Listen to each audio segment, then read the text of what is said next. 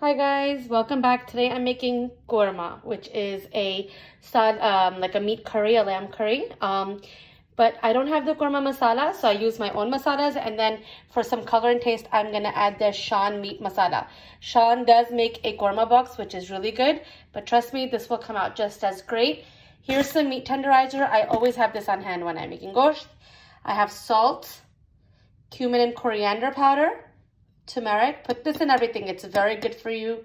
Red pepper, 2 onions, and my meat washed and waiting, ready to go. In a big wok, I love using this wok because it's huge and I could fill it up with all the good stuff I want in there. I'm gonna cut up the 2 onions and let those fry, and I will go. Okay folks, so the trick is that when your onions are light brown, not dark, not fried, you take them out and spread them on a napkin, just like that. I got a little plate. I'm gonna spread them out. I'm not trying to get any oil here. I want to dry these out. Not too dark, not too light.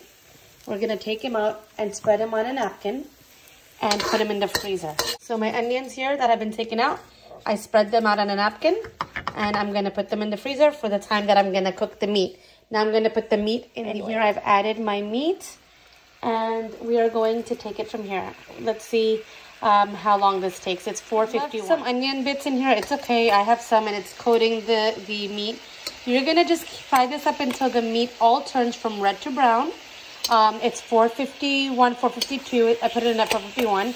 And I'm just kind of giving you a concept. This isn't gonna take 30 minutes. This is gonna take a little longer, but it's also gonna be a gosht salad that you're gonna have for dinner.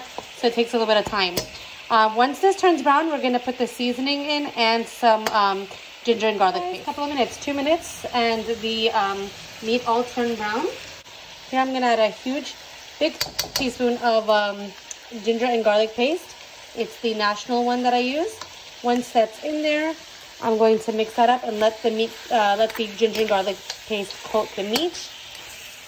It's all browning up in there, and it's gonna fry in the ginger garlic paste. This is where I'm gonna add in my meat tenderizer. The meat tenderizer really helps. All right, guys, once you've added the ginger garlic paste, you just mix it around, and then I added 1 teaspoon of Shan meat tenderizer. This really does help cook the meat much faster.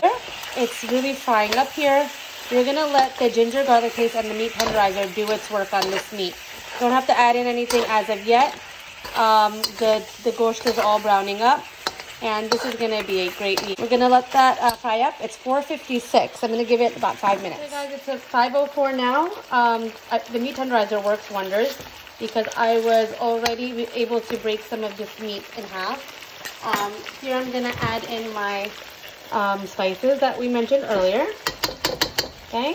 Once I've added the spices, I'm also going to add a little bit of the masala I showed you in the beginning, which is the Shan meat tenderizer masala. And I just add that a little bit for color. You'll notice there's no tomatoes going in the korma.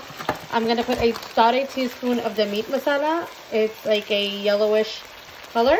Put that in. We are going to add yogurt. But first, I want to fry this up in its own, in just the spices. Let me just move this back here. In just the spices, so that the spices can fry up before we add yogurt. The yogurt is going to make it watery. So I just fry it up here. I give it about 2 minutes, and then I'm going to add in yogurt. Once you've added the spices, you just fry it up for a sec.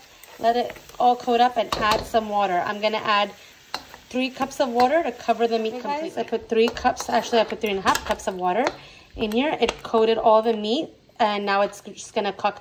I forgot to mention to you, whenever you add water, add hot water. Hot water will keep the temperature of the meat, and it'll keep this color. When you add cold water, it changes the color. The hot water will keep this nice, rich spice color. We're going to let this cook now for about 20 to 25 minutes. The meat tenderizer is already in here. I want this to dry up, and then I'll add some yogurt and cook the rest of it. It's on medium flame. I have it at 4. And it's 5:07. Using your time properly while the meat is cooking. It's 5:17. I cleaned up the kitchen and I washed mint and coriander, and I washed these green chilies, and that's gonna go for garnishing later. But you know, it's out of the way. It's washed. It's gonna let go all of the water, and we're gonna season that later. Season the meat with that later. It's 5:17. My meat here is still cooking. My meat here is boiling at 517, and I took out 2 big spoonfuls, these spoonfuls of yogurt, and I have it waiting and ready to go for when this water dries up. Hi guys, it's 5:43, and as you can tell, all the water has dried up. We just have a little bit left at the bottom that's forming the gravy. Now I'm gonna add in the yogurt. And I took 2 big curry spoonfuls and of yogurt out already, and I'm just going to throw that in there. Okay, once that's in there, we're gonna mix this up and coat the meat with the yogurt and make a thick gravy. Don't put the yogurt in too early. You wait till after the water, most of the water is gone. You wait till the gravy is a dark brown, and then you add the yogurt. Alright guys, we're back at 6:05. The yogurt has cooked down with the meat. And at this time, you're going to take your onions out of the freezer. I lightly chop them up. And I'm going to try to do this and put them all in here. You just put all the onions in there. And once the onions are in, you're going to mix them. It's just a great way to add some flavor to the korma. It's going to add some color and some flavor. You do that. You can add more water if you want this to be saucier. Okay, the onions are cooking right into that curry of yours, and they look wonderful. Okay, cooking away with that borscht. Okay, once that's all cooked, here you're gonna add your chopped up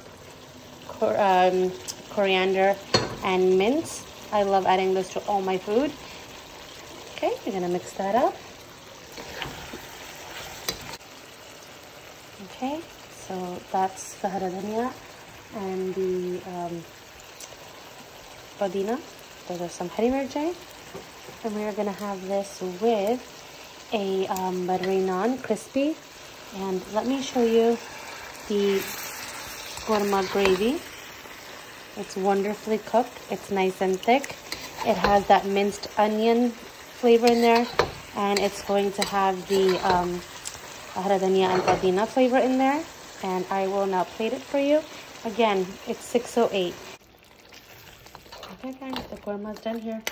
I like it a little bit drier than most people, but this is just a great korma. It has great gravy. That's just going to be so delicious with the naan. That, my friends, is a really yummy goat korma. You guys will really enjoy that.